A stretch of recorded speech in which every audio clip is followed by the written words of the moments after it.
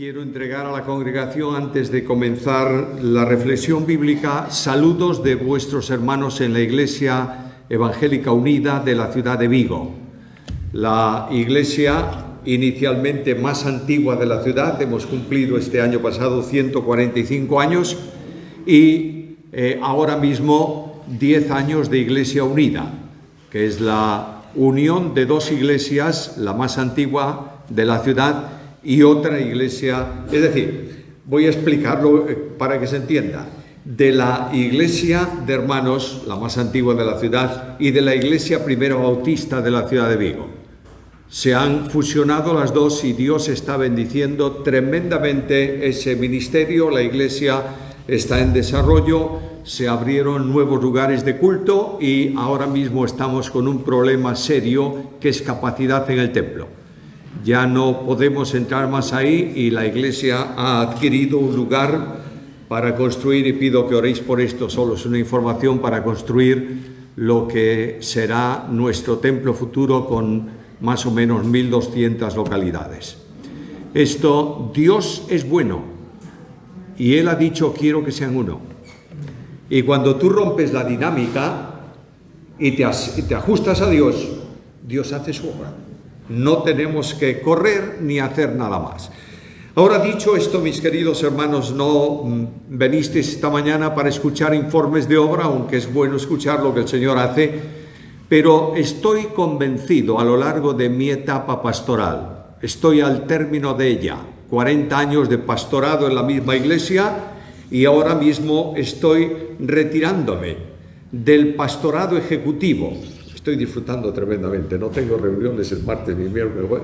Todo eso es fantástico, pero a lo largo de todos estos años me ha permitido descubrir algo que es para mí esencial. La Iglesia de Cristo necesita ser alentada mucho más que reprendida. No quiere decir que no tengamos que denunciar el pecado, hay que hacerlo. No quiere decir que no digamos a los creyentes que tienen que ser santos y comprometidos, hay que hacerlo. Pero esencialmente el mensaje de la Biblia es un mensaje de gracia. La ley ha terminado. Y la gracia nos impulsa a una vida específicamente vinculada con Cristo. Ser cristiano no es ser religioso, ni es vivir en la tradición. Ser cristiano es vivir a Cristo. Y cuando Cristo no se hace vida en el cristiano no tiene vida. Y el apóstol Pablo decía con toda claridad y firmeza: porque para mí el vivir es Cristo. Hermanos queridos, Cristo es el gran desconocido en la iglesia cristiana hoy. Cristo está a veces en los cánticos, en no sé qué y no sé cuántos, pero la presencia real de Cristo en la iglesia no es tan notoria. Cuando Cristo está presente se hace sentir. Y una de las cosas que yo quisiera recordaros esta mañana es: buscad y recuperad a Cristo en la iglesia, en la vida personal y en la vida familiar. Porque Dios nos lleva en triunfo siempre. ¿En quién? En Cristo. Porque el poder para la iglesia no procede de otra persona divina más que de Cristo. Y Pablo dice: todo lo puedo en Cristo que me fortalece. El Espíritu Santo de Dios, que comunica poder, hace realidad a Cristo en la vida cristiana. Y no va a hacer nada Él de por sí. Tomará de lo mío y os lo hará saber. Es verdad que el Espíritu Santo reproduce a Cristo en la vida para que podamos ser cada día más semejantes a Jesús. Hay victoria en Cristo. Pero necesitamos consolación. Cada vez que yo predico en nuestra iglesia y veo ahí las personas que vienen a la reunión, sé que hay muchos que han llorado mucho durante la semana. Y sé que hay preguntas que no tienen respuesta. Y sé que hay circunstancias que tú no entiendes, pero que están ahí. Estos hermanos amados necesitan salir del lugar donde se han reunido con algo claro: puedo descansar en Jesús. Y la Biblia es un libro de promesas.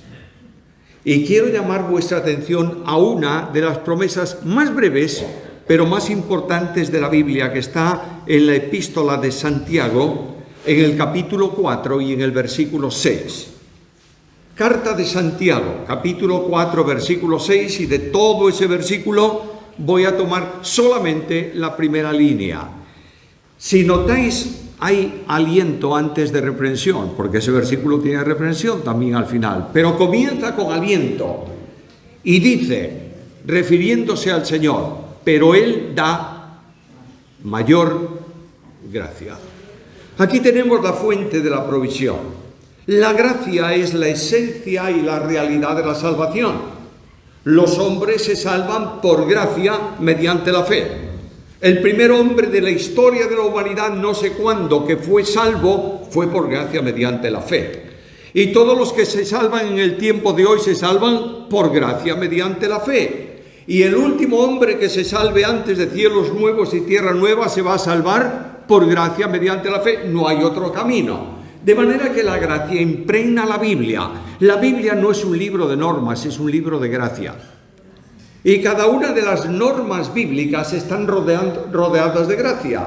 Por tanto, tenemos que tomar así la Escritura. Y yo quiero mencionaros de este versículo tres cosas. En primer lugar, la gracia en origen, es decir, la gracia en salvación. En segundo lugar, la gracia en posición, que es la gracia en la santificación. Y en tercer lugar, la gracia final en glorificación. Primeramente, pues, la gracia en salvación. La verdad bíblica es clarísima. Pablo escribe la carta a los Efesios, capítulo 2, versículos 8 y 9, y dice, porque por gracia sois salvos, por medio de la fe, y esto no es de vosotros, es un regalo de Dios, no por obras, para que nadie se gloríe.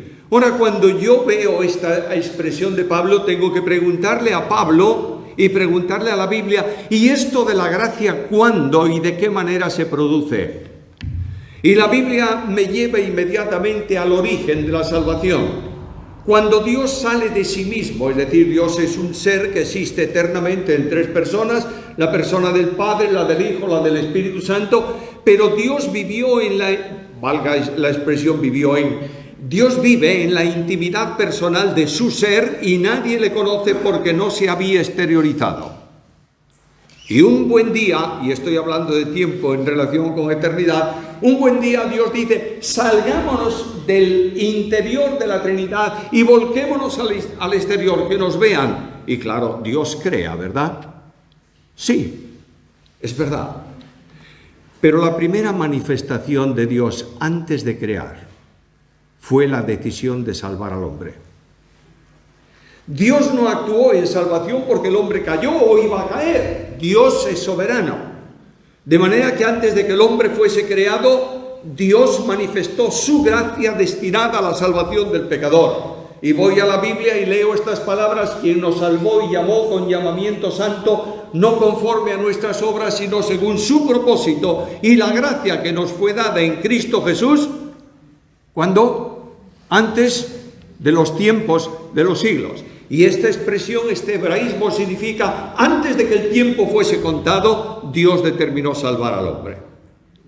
Es más, permíteme decirlo de una forma muy gráfica. Antes de que Dios dijese sea la luz, dijo sea la cruz. Y este Dios de gracia hace fluir su gracia para salvación. Ahora, todo cuanto sale de Dios es infinito, como Dios mismo lo es. Por tanto, los elementos afectivos de la vida de Dios, su amor, ¿son infinitos? Son, porque Dios es infinito. El amor de Dios se manifiesta esencialmente sobre dos grandes pilares: misericordia y gracia. La misericordia es el amor en extensión. Dios ama siempre.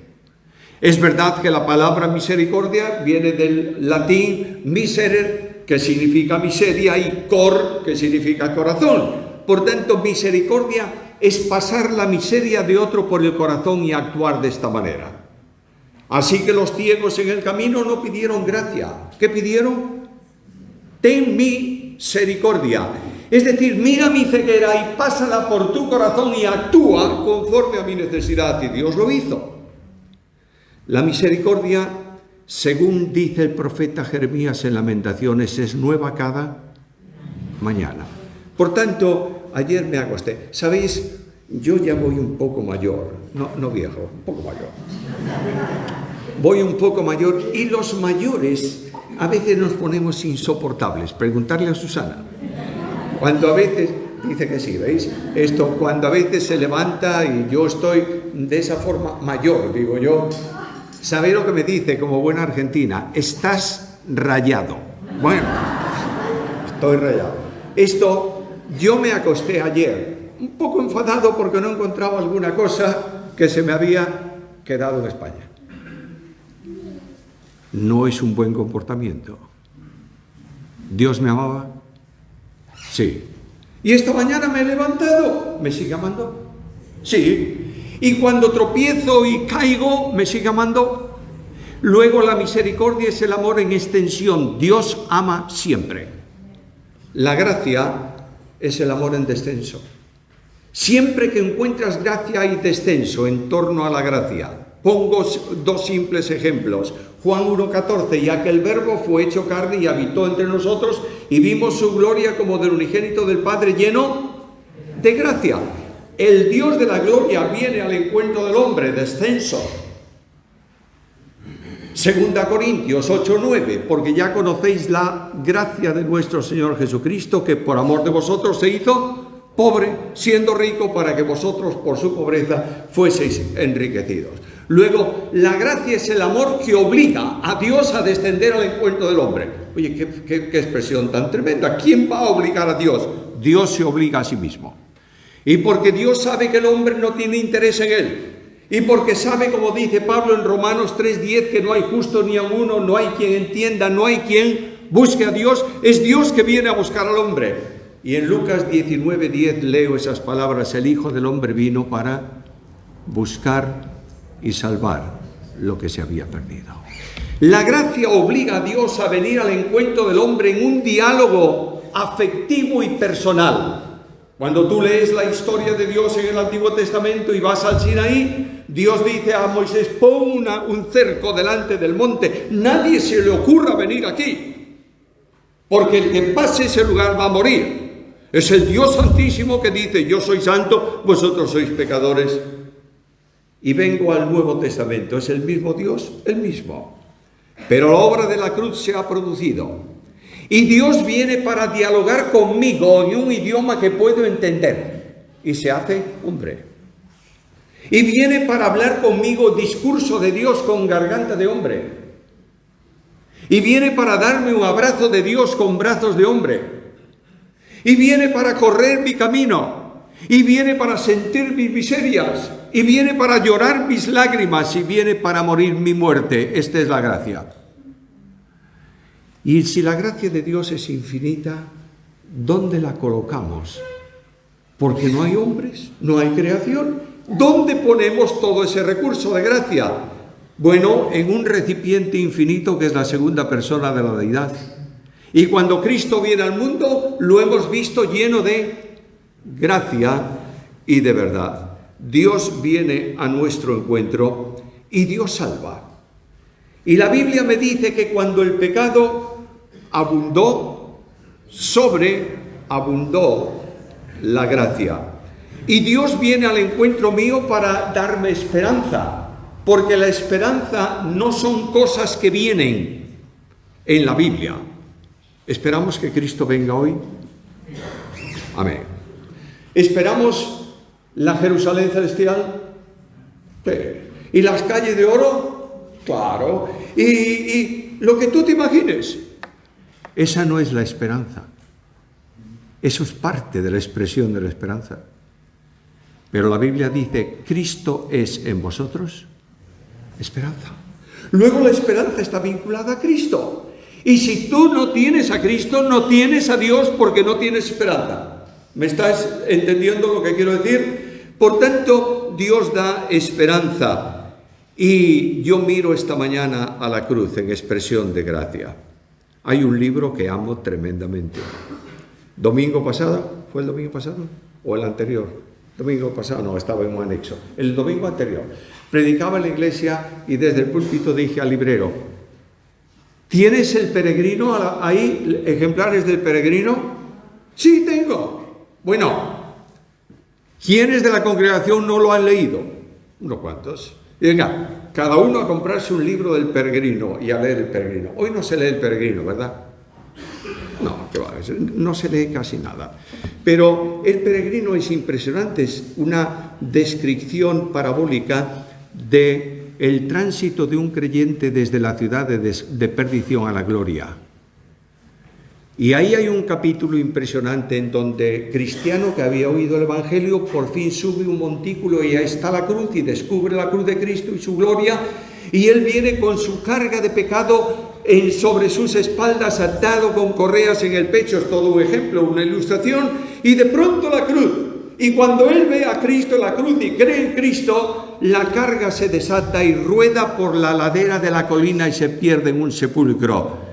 Y cuando esto ocurrió, Cristiano empezó a cantar: vine cargado con la culpa mía de lejos, sin alivio a mi dolor, mas en este lugar, oh, qué ventura, mi solaz y mi dicha comenzó. Aquí cayó mi carga y su atadura libre yo sentí. Bendita cruz, bendita sepultura, y más bendito quien murió por mí. La gracia, la hemos cantado esta mañana. Estar sentados en estos bancos es una expresión de la gracia. Estar unidos como cuerpo de Cristo, sin distinción, es una expresión de la gracia. La gracia admirable de Dios salva y asegura la salvación. Qué bendición es poder decir ahora: ya no hay condenación para los que están en Cristo Jesús. La gracia que salva acompaña todo el proceso de salvación. La salvación no es el pasado de la fe, es también el presente de la fe. La santificación forma parte de la obra de salvación. En la justificación, Dios nos separa de la responsabilidad penal del pecado. En la santificación nos separa del poder del pecado. Y en la glorificación nos separará del pecado definitivamente. Ahora, en el tiempo presente, ¿somos salvos por gracia? ¿Sí o no? Sí. ¿Somos santificados por gracia o no? Hay algunos que se salvan por gracia y se santifican por obras. Qué cosa más tremenda. Y claro, no estoy diciendo obras, esto, no vayas, también de eso.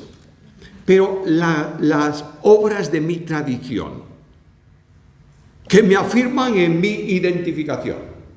Yo soy así porque... Qué pérdida de tiempo, querido. Porque tu identificación es Cristo. No es tu historia ni es tu tradición. Y cuando la tradición se sitúa en el elemento santificador, caes en la carne y en el pecado. Y no eres libre. Y la Biblia me habla de libertad. ¿Y dónde está la libertad del creyente? Si el Hijo os libertare, seréis. ¿Has leído con calma ese versículo? Algunos dicen, bueno, ya me libertó. Yo no sé si cantáis aquí un cántico más moderno. Me libertó, me libertó. En fin, los cánticos modernos son buenos también, ¿eh? Yo no tengo... Pero cuando siento un himno, me siento enormemente feliz. Por eso esta mañana me he sentido muy feliz con ese antiguo, no viejo himno. Lo que es viejo, tíralo a la basura. Pero lo antiguo va ganando valor en el tiempo, no lo desperdicies. Ahora, cuando tú eres libre, solo cuando vives a Cristo y Cristo te hace libre. El versículo está diciendo, solo cuando yo te libere eres libre. Porque tú no puedes liberarte por ti mismo. En dependencia de Cristo eres libre y eres bendecido. Y de pronto Dios dice, hagamos algo especial para la gracia en el tiempo presente. Y lo primero que Dios va a hacer es hacernos hijos suyos. Y en Juan capítulo 1, versículo 12, leo esto: a todos los que creyeron, a los que le recibieron, a los que creyeron en su nombre, les ha dado potestad de ser hechos.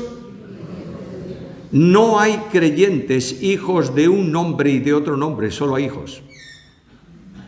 ¿Me entendéis esto? Cristo no ha venido a fundar iglesias. Ha venido a edificar una sola iglesia, que es la suya.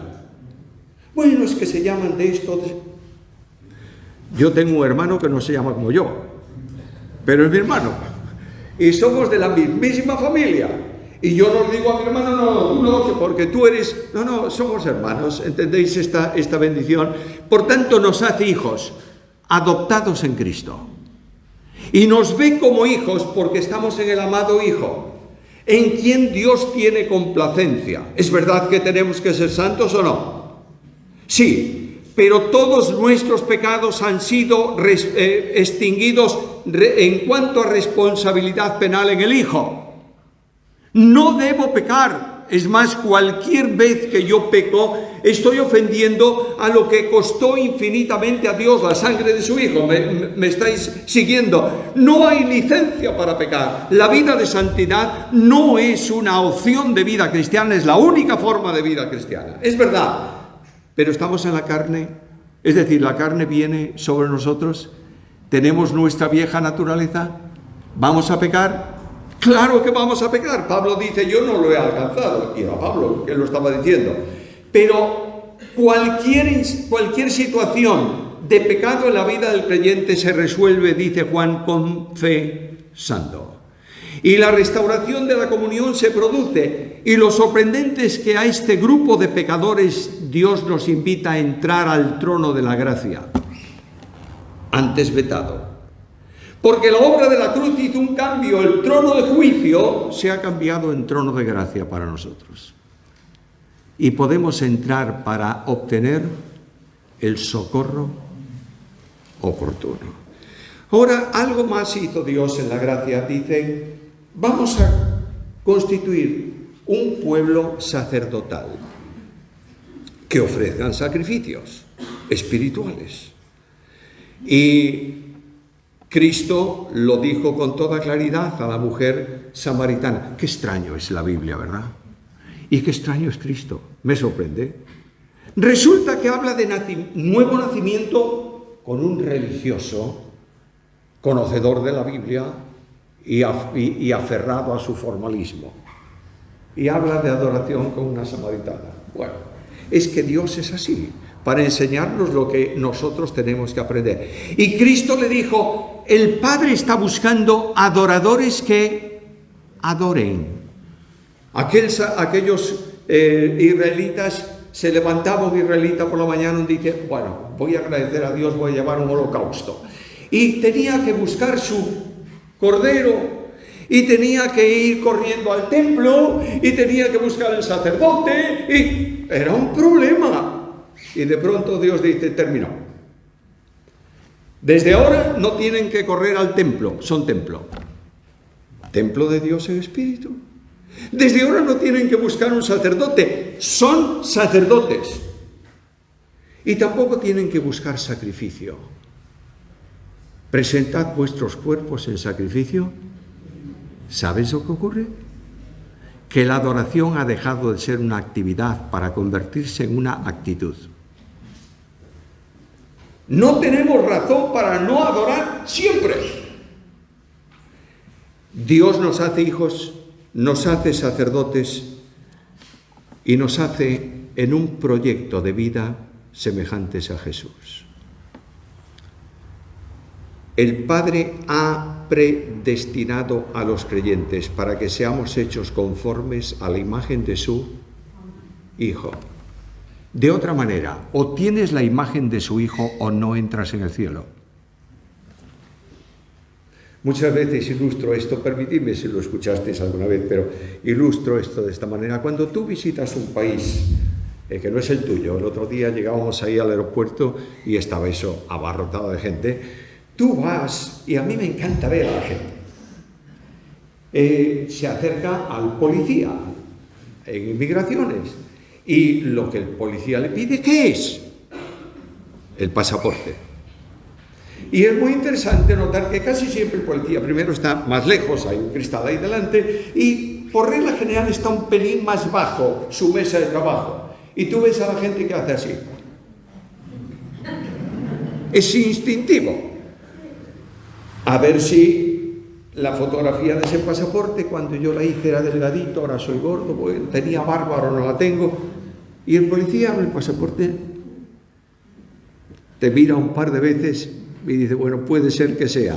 Y te da el sello y tú entras. Imagínate que llegas a la frontera del cielo. No sé si hay frontera en el cielo. Y ahí está un guardia de fronteras, un querubín, un serafín, un ángel, lo que tú quieras, porque tampoco sé si hay guardia de fronteras en el cielo. Y tú vienes cantando aquel viejo cántico que dice, cantando en el camino al cielo de gozo lleno el corazón. ¿Lo recordáis los mayores? Bien, pues vienes cantando porque tienes un pasaporte en tu bolsillo que pone ciudadano del cielo. Bien, y estoy en mi casa. Entregas el pasaporte y te inclinas así. El ángel abrió el pasaporte y tú dices, ¿qué problema? No está mi fotografía en el pasaporte. Está la fotografía de Jesús. ¿Y ahora qué? Y el guardia se sonríe. Venga, entre. Y tú entras y buscas un espejo. No sé si hay espejos en el cielo. Pero encuentras el espejo y te lleva la gran sorpresa. No eres tú. Es la imagen de Jesús. ¿Entiendes esto? Y este admirable Dios en gracia hace que miserables hombres y mujeres sin destino seguro más que el infierno, sean hechos semejantes a Cristo. ¿Te das cuenta de la bendición? Y el amor de Dios se derrama en el corazón de los creyentes para que sean capaces ¿de qué? De amar como han sido amados. Quiero hacerte una advertencia solemnísima. No importa el ministerio que tú tengas en la iglesia. Si no eres capaz de amar a tus hermanos sin reservas, no puedes ministrar.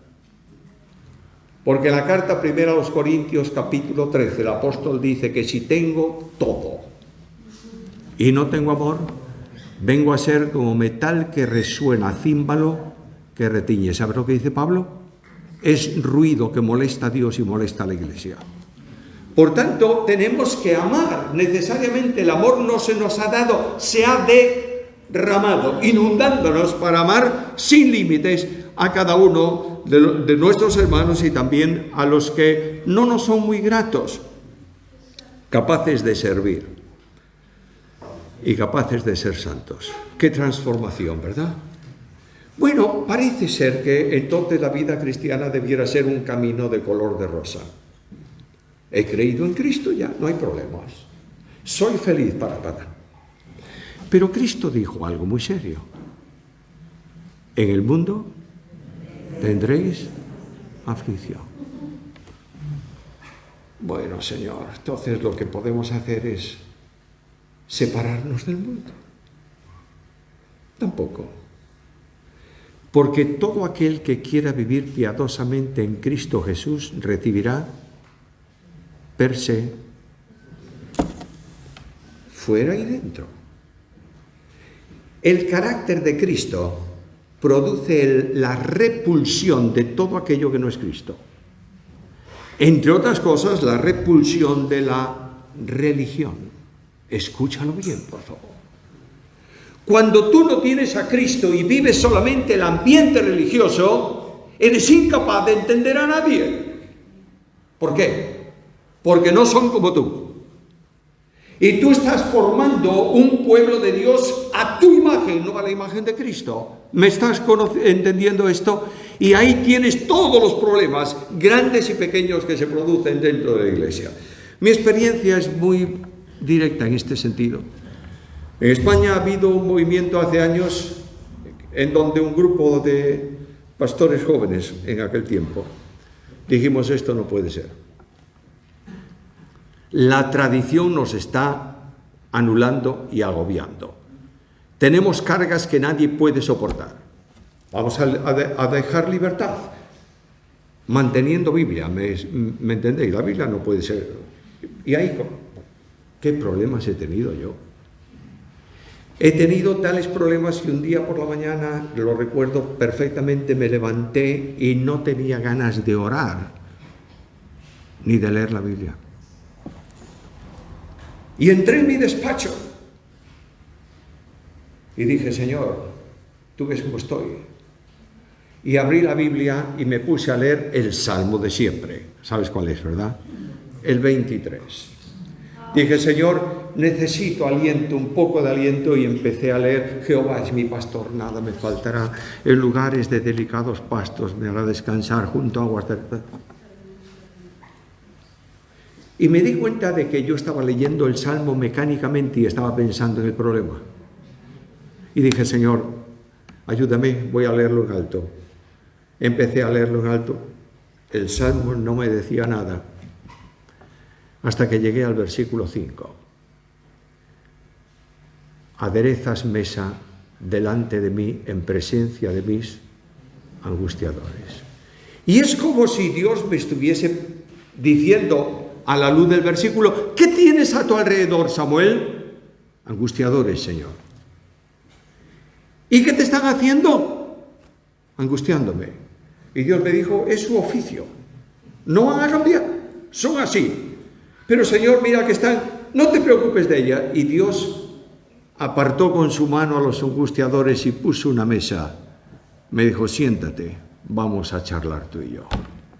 La mesa de la comunión en tiempo de aflicción. Dios es bueno, y hay momentos en la vida tuya, individualmente, que tienes problemas que generan preguntas que no tienes respuesta. ¿Cuántas veces he preguntado al Señor, ¿por qué, Señor? Claro, los grandes héroes de la fe de nuestros días me respondían inmediatamente, es que no tienes que preguntar por qué. Tienes que preguntar, ¿para qué? Y yo decía, pero Señor, estos héroes son grandes, pero mi fe es así chiquita. Es como una caña que se va a romper, se me apoyo, yo no tengo esa fe. Antes de saber tu propósito, ¿para qué? Yo quiero saber por qué. ¿Es malo eso? No, Santiago lo dice. Cuando tengas una prueba y no entiendas la prueba, pregunta al Señor. Ahora, he preguntado muchas veces por qué. ¿Sabéis cuántas me contestó? Ninguna. Señor, ¿por qué? Y claro, entiendo la razón, porque su pensamiento es más alto que el mío y su camino más alto que el mío. Si Él me explica, yo no lo entiendo. Es como cuando tienes un niño pequeño que sale del templo y se quiere cruzar la calle. ¿Qué haces tú? Ven para acá. Y él dice, ¿por qué? No hay explicación, porque tendrías que decirle, mira, si vas a la calle, viene un automóvil, te van a golpear, tienes que ir al... Y él no entiende eso, lo que entiende es cruzar la calle y tú dices, no. Indudablemente, Dios actúa así en nuestra vida, pero las pruebas las pasas en la mano de Dios. Mis ovejas están en mi mano. Dios te ha tomado, el Espíritu Santo te ha tomado y te ha puesto en la mano de Jesús, mano de la sustentación divina. Y sobre la mano de Cristo el Padre puso su mano y cerró con firmeza. Y dice, nadie las puede separar de la mano de mi Padre. Ahí está la vida del cristiano, entre la mano del Hijo y la mano del Padre. Y el Padre sabe que es buena una prueba y abre un poco los dedos de su mano y la prueba entra al interior. ¿Y dónde la pasas? En la mano de Jesús. Y Él da mayor gracia para superar las pruebas. Hay una historia muy linda, me gustó mucho cuando la leí y me ha sido muy impactante. En una universidad alemana, un estudiante, 20 años, brillante, alumno de matemáticas número 1, se sentaba en los primeros bancos de las filas de la universidad, del aula de la universidad, donde se sientan los que quieren estudiar. Los repetidores y los vagos en la última fila, allá arriba de todo. Él en la primera fila. Y el profesor de matemáticas observó que este chico estaba así todo el tiempo en la clase, moviéndose y moviéndose y moviéndose. Y cuando terminó la clase, le dijo, oye, ¿qué te pasa que te mueves tanto? Y este muchacho le dijo, pues mire, hace un tiempo que cuando me fijo en el encerado, en el tablero, veo dos figuras y tengo que mover la cabeza para ver bien. Y este hombre lo tomó, lo llevó a la Facultad de Medicina de la universidad, lo examinó uno de los mejores neurólogos que había, le hicieron unas pruebas y resumo la historia. El neurólogo le dijo: tienes un tumor en el cerebro que hay que eliminar si quieres vivir. Pero ese tumor está próximo a tu nervio óptico. Y si lo sacamos, tal vez quedes ciego. ¿Qué hacemos? Y el chico dijo: operen. 3 días después de la operación, el cirujano fue a visitarlo y le dijo: voy a desvendarte los ojos. ¿Qué ves? Y él le dijo: no veo nada. Y aquel hombre le puso la mano encima del hombro y le dijo: lo siento, es irreversible. ¿Te imaginas 20 años ciego? Lo llevaron a su casa, la habitación suya estaba allí arriba y los padres subían despacito, muchas veces las escaleras hasta la puerta de su habitación, y oyeron muchas veces a ese chico tumbado encima de la cama diciéndole a Dios: ¿por qué? El pastor de la iglesia vino a visitarle y le dijo: ya puedes salir a la calle. Me dijeron: sí, ¿por qué no vienes al culto el domingo? Y el chico le dijo: ¿y a qué? Y el pastor le dijo: hacer lo que siempre has hecho, cantar. Tenía una voz espléndida. Por fin, después de mucha discusión, ganó el pastor y lo vino a buscar por la mañana temprano, lo llevó a la iglesia, lo puso en el cuartito detrás del púlpito, no dijo nada, y cuando él iba a predicar dijo: hoy tenemos con nosotros la bendición de estar, y dio el nombre del muchacho, abrió la puerta y lo sacó de allí adentro, y toda la iglesia se dio cuenta que estaban delante de un ciego. Y el chico se agarró al púlpito y el órgano de la iglesia comenzó a tocar, y él respiró y empezó a cantar aquel himno: en el seno de mi alma una dulce quietud se difunde, embargando mi ser, una calma infinita que solo podrán los amados de Dios comprender. Y ahí reventó y empezó a llorar. El organista se dio cuenta de la situación y dio fuerza al instrumento y tocó toda la estrofa del himno. Y aquel muchacho respiró con fuerza y cantó el coro: paz, paz. ¡Cuán dulce paz es aquella que el Padre me da! Yo le ruego que inunde por siempre mi ser en sus ondas de amor celestial. ¿Sabes qué es eso? La gracia que sustenta. Posiblemente tú esta mañana has venido con cargas tremendas en tu alma, pero Él da mayor gracia. Y esa gracia que te acompaña en la vida de santificación, que te hace superar las pruebas, es la gracia de la esperanza. El apóstol Pedro, en su carta primera, capítulo 1 y versículo 3, dice: esperad por completo. ¿En qué? En la gracia que se os traerá cuando Jesucristo sea manifestado. En un momento, no sé cuándo, yo siempre espero que no terminemos este culto, porque el Señor llame por nombre a los suyos y salgamos para estar para siempre con Jesús. Yo lo espero. Pero si no es así, sigamos adelante. Pero nuestros ojos están puestos al final del camino, levantamos nuestro rostro y sabemos que el Señor, en un desbordar de gracia, va a venir a buscarnos para que estemos para siempre con Él. Es su promesa.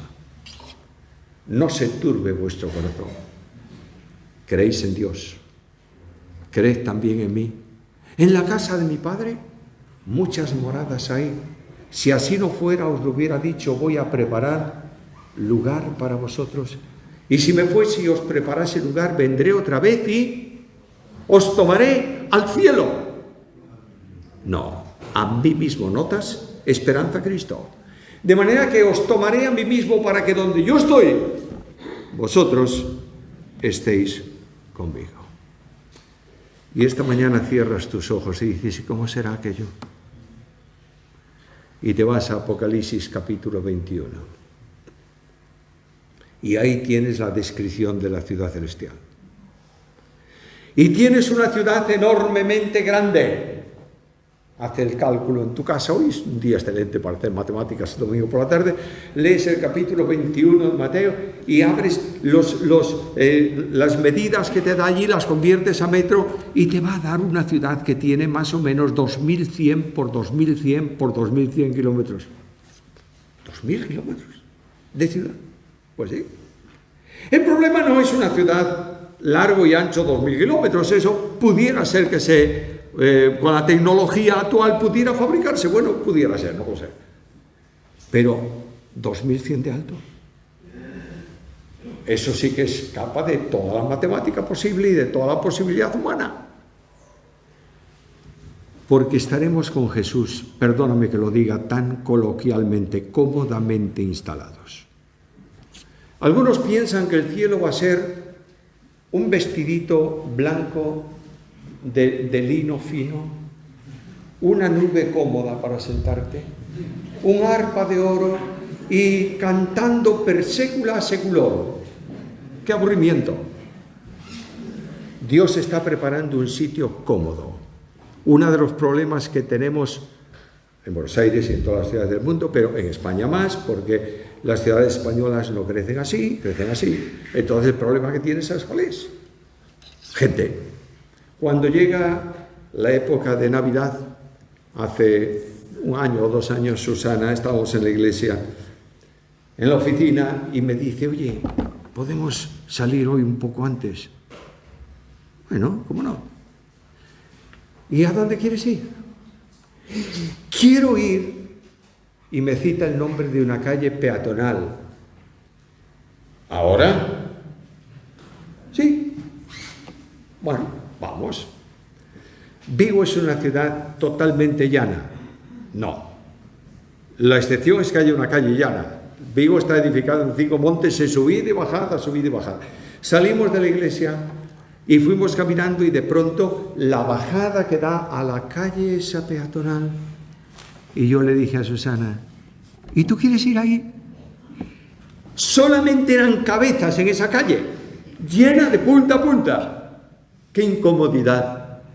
Nadie que tiene automóvil suele llevarlo a la iglesia el domingo, porque tiene que ponerlo en un parking y caminar 5 minutos para llegar a la iglesia. De modo que se van como pueden, andando en colectivo, como decís vosotros, o lo que sea, está ahí. Bien. El cielo tiene una extensión suficiente, porque no somos espíritus, Cristo dijo, ved que yo tengo carne. Por tanto, ocuparemos un lugar. Y Dios prepara un lugar fantástico para todos los creyentes. Y es, además de amplio, bellísimo, los cimientos de la ciudad son 12 piedras preciosas. A veces yo dejo volar mi imaginación. Hay una catedral en España, la Catedral de León, se llama la ciudad, que es una joya tremenda, gótica, totalmente cubierta de cristales de colores.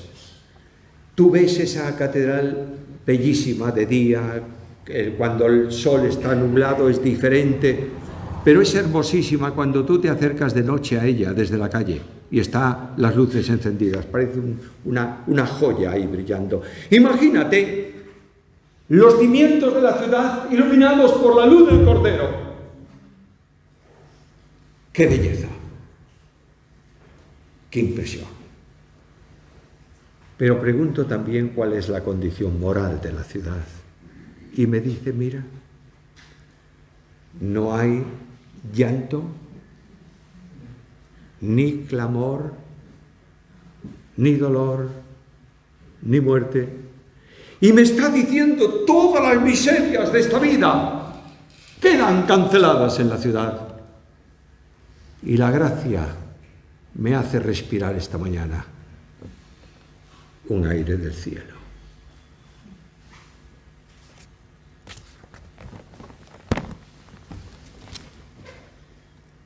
Conocí una mujer en Galicia, un encanto, una viejecita encantadora. Tuvo 8 hijos y el Señor permitió que, tal vez a consecuencia de ese último parto, los médicos no dijeron nunca nada, quedó paralítica de medio cuerpo abajo. Parece que la estoy viendo ahora.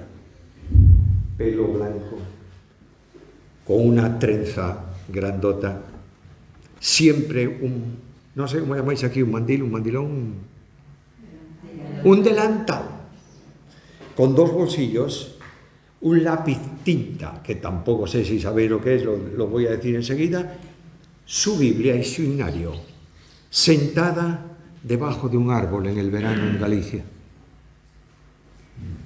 Muchas veces yo andaba correteando por la finca, ella me llamaba. Y yo iba, y la viejita me agarraba así. Yo era un niño pequeño, lo que yo quería era seguir corriendo. Pero ella me agarraba ahí, me soltaba. Y ¿qué hará? Bueno, el Señor llamó a esta mujer a su presencia. Y un día su hija mayor me dijo, encontré la Biblia y el himnario de mamá. Y yo le dije, ¿me la dejas ver? En una caja de cartón, de zapatos. La Biblia abajo, el himnario encima. Tomé el himnario y los libros se abren casi siempre por donde están más usados, ¿verdad? Y abrí el himnario y había un himno subrayado con lápiz tinta. El lápiz tinta es un lápiz barato de aquel tiempo de la posguerra en España, que escribía en azul y que si le echabas un poco de agua encima se corría como si fuese una acuarela. Esa abuela había subrayado ese himno que dice a la luz, al encuentro de Jesús. Por él arde mi deseo, oh, qué gozo cuando veo quien por mí sufrió la cruz. Y hay una estrofa que casi no se podía leer. Seguro que lloró muchas veces encima de ella y que dice, ¿qué será cuando en Salén entre ya? Do las calles brillan de oro, me recibe el santo coro, ¡cuánto gozo espero allá! Esta mujer paralítica, con todos sus problemas, estaba respirando el aire del cielo, ¿sabes? Era mi abuela materna. Oró mucho por mí. Este es el aliento de la gracia. Y esta mañana vamos a concluir la reunión y vamos a salir a la calle. Llévate esta promesa en tu alma. Pide al Espíritu Santo de Dios que la grabe con fuego santo en tu corazón. Dile al Señor, necesito de ti, Señor. Y sal con gozo sabiendo que Él da mayor gracia. A Dios sea la gloria. Y a su pueblo sus bendiciones por Cristo Jesús.